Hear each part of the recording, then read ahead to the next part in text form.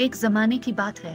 पहाड़ियों और जादू भरे जंगलों के दरमियान बसी एक बादशाही में रत्नज़ील नामी एक नौजवान लड़की रहती थी। वो सूरज की तरह सुनहरी बालों और जमरूद की तरह सब्ज आंखें लेकर पैदा हुई थी।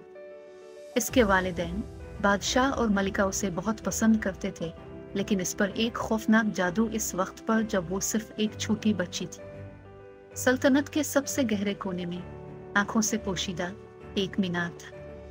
ये टावर ऊंचा और अलग थलग खड़ा था। इसका वाहिद दाखिली दरवाजा बिल्कुल ऊपर एक छोटा सा दरवाजा था। शरीर जादूगरनी मोरगन्ना ने टावर पर जादू किया था, और जब वो बचपन में थी तो इसने इसके वालिदैन से रत्नज़ील ले ली थी। इसकी परवरिश खुद की। मोरगाना को खदशा था कि रत्नज़ील की खूबसूरती और खालिस दिल उसकी ज़ात से आगे निकल जाएगा। जैसे जैसे रत्नज़ील बढ़ती गई, इसके बाल भी बढ़े और ये इतने लंबे हो गए कि ये सुनहरी रेशम के दरिया की तरह पीछे बोते हुए टावर से नीचे गिरे। उसने कभी टावर के बाहर कदम नहीं रखा था, और उसकी वाहिद कंपनी मोरगाना थी। जादूगरनी रत्नज़ील के बालों को टावर के दाखिली दरवाजे पर चढ़ने के लिए इस्तेमाल करती थी, इस बात को यकीनी बनाते हुए कि रत्नज़ील दुनिया से अलग थलग रहे। एक दिन जब सूरज ने टावर को गर्म चमक में नहला दिया, फेलिक्स नामी एक नौजवान शहजादा जंगल में घूम रहा था।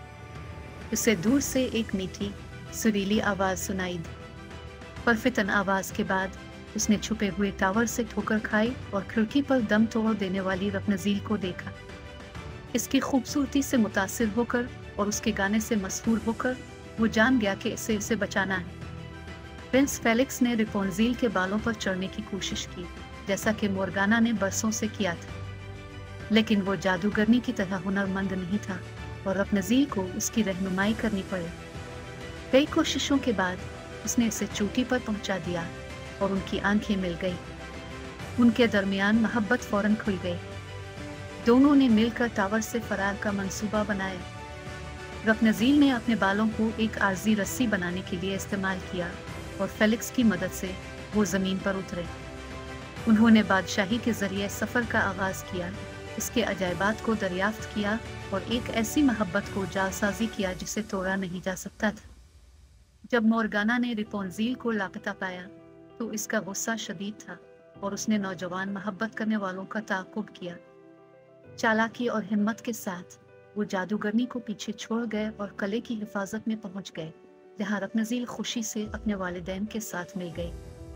उनकी मोहब्बत की कहानी बादशाही में एक लेजेंड बन गई, बहादुरी की कहानी और बुराई पर सच्ची मोहब्बत की फतह। रत्नज़ील के सुनहरी बाल, इसके मुनफरिद सफ़र और शहजादा फेलिक्स के साथ इस अटूट बंधन की याद दहानी थे। और वो एक ऐसी बादशाही में जहां मोहब्बत और खूबसूरती परवान चढ़ती थी, खुशी से रहते हैं।